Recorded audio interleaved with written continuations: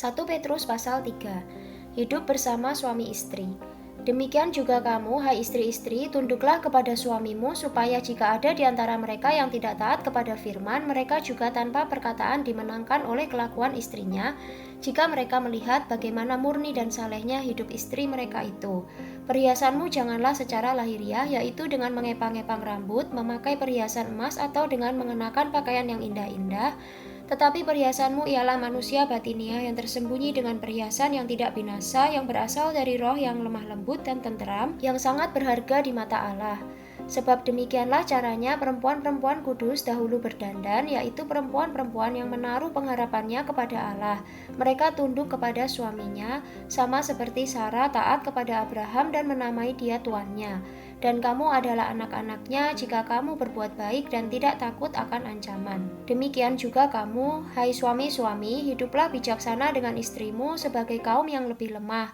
Hormatilah mereka sebagai teman pewaris dari kasih karunia, yaitu kehidupan, supaya doamu jangan terhalang. Kasih dan damai. Dan akhirnya, hendaklah kamu semua seia sekata, seperasaan, mengasihi saudara-saudara, penyayang dan rendah hati, dan janganlah membalas kejahatan dengan kejahatan, atau caci maki dengan caci maki, tetapi sebaliknya, hendaklah kamu memberkati, karena untuk itulah kamu dipanggil, yaitu untuk memperoleh berkat. Sebab siapa yang mau mencintai hidup dan mau melihat hari-hari baik, ia harus menjaga lidahnya terhadap yang jahat, dan bibirnya terhadap ucapan-ucapan yang menipu. Ia harus menjauhi yang jahat dan melakukan yang baik. Ia harus mencari perdamaian dan berusaha mendapatkannya. Sebab mata Tuhan tertuju kepada orang-orang benar dan telinganya kepada permohonan mereka yang minta tolong, tetapi wajah Tuhan menentang orang-orang yang berbuat jahat. Menderita dengan sabar.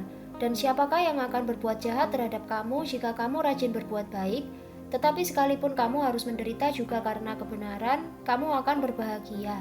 Sebab itu, janganlah kamu takuti apa yang mereka takuti dan janganlah gentar.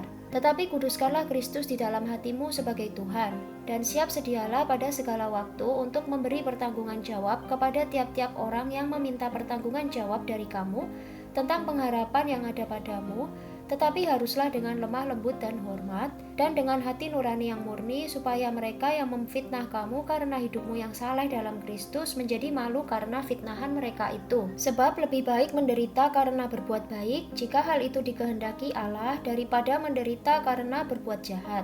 Sebab juga Kristus telah mati sekali untuk segala dosa kita, Ia yang benar untuk orang-orang yang tidak benar, supaya Ia membawa kita kepada Allah. Ia yang telah dibunuh dalam keadaannya sebagai manusia, tetapi yang telah dibangkitkan menurut roh, dan di dalam roh itu juga ia pergi memberitakan Injil kepada roh-roh yang di dalam penjara, yaitu kepada roh-roh mereka yang dahulu pada waktu Nuh tidak taat kepada Allah, ketika Allah tetap menanti dengan sabar waktu Nuh sedang mempersiapkan bahteranya, di mana hanya sedikit, yaitu 8 orang yang diselamatkan oleh air bah itu. Juga kamu sekarang diselamatkan oleh kiasannya, yaitu baptisan. Maksudnya bukan untuk membersihkan kenajisan jasmani, melainkan untuk memohonkan hati nurani yang baik kepada Allah oleh kebangkitan Yesus Kristus yang duduk di sebelah kanan Allah setelah Ia naik ke surga sesudah segala malaikat, kuasa dan kekuatan ditaklukkan kepadanya.